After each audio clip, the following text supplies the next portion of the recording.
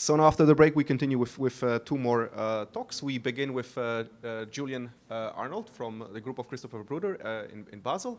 And he's going to tell us something about trying to use analytical methods to understand what the neural networks see. Thanks. Today I'm going to present you new results with my colleague Frank Schäfer and myself, which recently appeared on the archive. So first, I'll introduce you to the Eisengage Theory, which will be my physical example of choice to illustrate our findings in this talk. Then I'll motivate the use of neural networks to detect phase transitions. And finally, I'll explain you how and why we can replace these neural networks by analytical expressions. So the Eisengage Theory is a prototypical example of a system which exhibits a topological phase of matter. It's a classical 2D spin system, and its Hamiltonian is given as follows. So here P denotes a plaquette, which consists of the 4 spins on the edges of a given square of the 2-dimensional square lattice.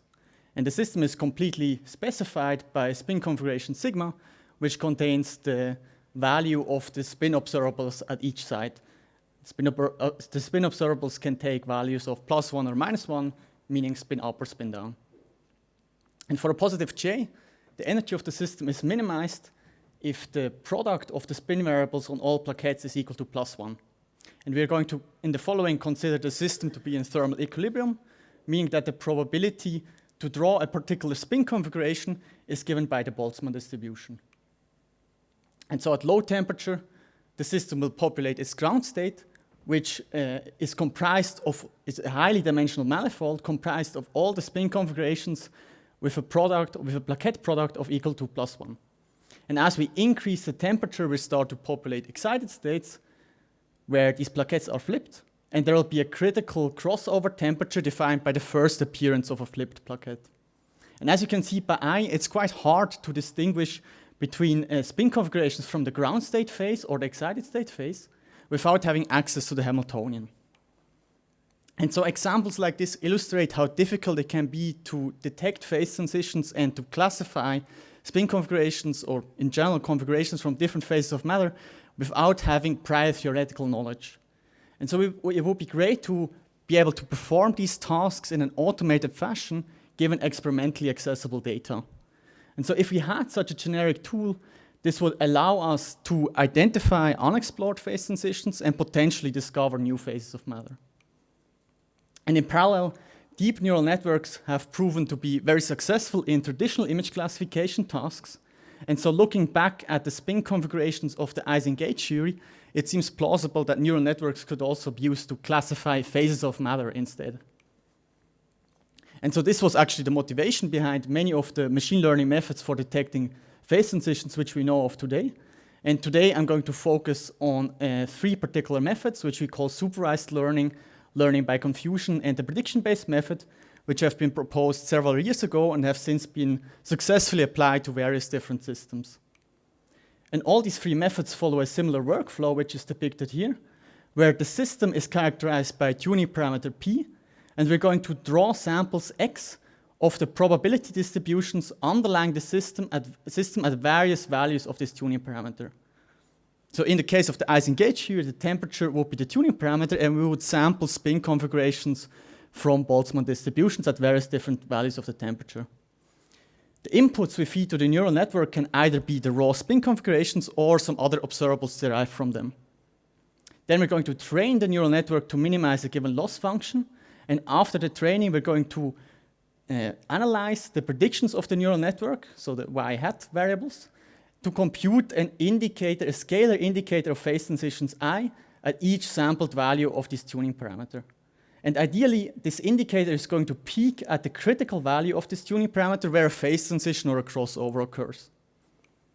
And so all these 3 methods, they then differ in their choice of loss function, as well as how to compute the indicator based on these predictions. So as I've told you, these methods have been applied to various different systems. So what exactly is the problem? So it turns out that we still have a very limited knowledge of how this method works. And this can be partially attributed to the heuristic fashion in which they have been proposed. And on top of that, as you all know, deep neural networks are notoriously difficult to interpret and expensive to train. So in general, it's very hard to tell why and when a given method fails or succeeds. So let me illustrate this on the example of the Eisengage Theory, which has been investigated using learning by confusion and the prediction-based method by Eliška Greblova and her colleagues. So on the left, you see the indicator signal of learning by confusion as a function of the tuning parameter, which is here the inverse temperature, for a 12 by 12 lattice. And as you can see, they don't obtain the characteristic W shape one would expect, but instead they observe a distorted signal. So that means learning by confusion, they could not identify the critical crossover temperature using learning by confusion. However, it's hard to make concrete statements about this fact because ultimately these results depend on the choice of hyperparameters as well as the degree of convergence which has been achieved. But even when a method succeeds, it's hard to tell what it bases its predictions on. So here you see the indicator of the prediction-based method as a function of the tuning parameter for various lattice sizes. So it turns out that it correctly highlights the crossover temperature, and what they find in this paper is that the peak positions agree well with the predictions of a so-called density of states model, which is here shown with dashed lines. So this is certainly evidence on what the neural network learns, but not conclusive. So overall, there seems to be a trade-off when using neural networks to detect phase transitions. High expressivity comes hand in hand with high computational cost and low interpretability. So in the following, I'm going to show you how we can evade this trade-off by means of our optimal analytical predictors. So to recall that all three methods follow this workflow where we train a neural network to minimize a given loss function. And so it turns out, skipping the details, that we can derive the optimal predictions of this neural network which minimize this loss function. And the corresponding model is optimal in the sense that it performs the task as specified by the loss function, so the regression or classification task, optimally. And because neural networks are universal function approximators, we'll recover these predictions in the limit of infinitely sized neural network after perfect training. And so here you see these optimal predictions for supervised learning, learning by confusion, and the prediction-based method. The details are not important here, just note that in all three cases, these predictions solely depend on the probability distributions pk of x underlying the physical data. So that means because these methods gauge changes in the predictions, they ultimately also gauge changes in these underlying probability distributions as specified by these analytical expressions. And so to evaluate these expressions, we can either plug in analytical expressions for the probability distributions if they are available, or we can estimate them based on the drawn samples. And then once we have computed the optimal predictions, we can process them in the same fashion as we would for neural network-based ones to compute optimal indicators. And so this evaluation is typically going to require less computational resources compared to training neural networks. So in our numerical experiments, we found that a single training epoch typically already exceeds the evaluation time of the optimal indicators. And on top of that, there's no need to tune hyperparameters, and we have an explicit guarantee of convergence by construction.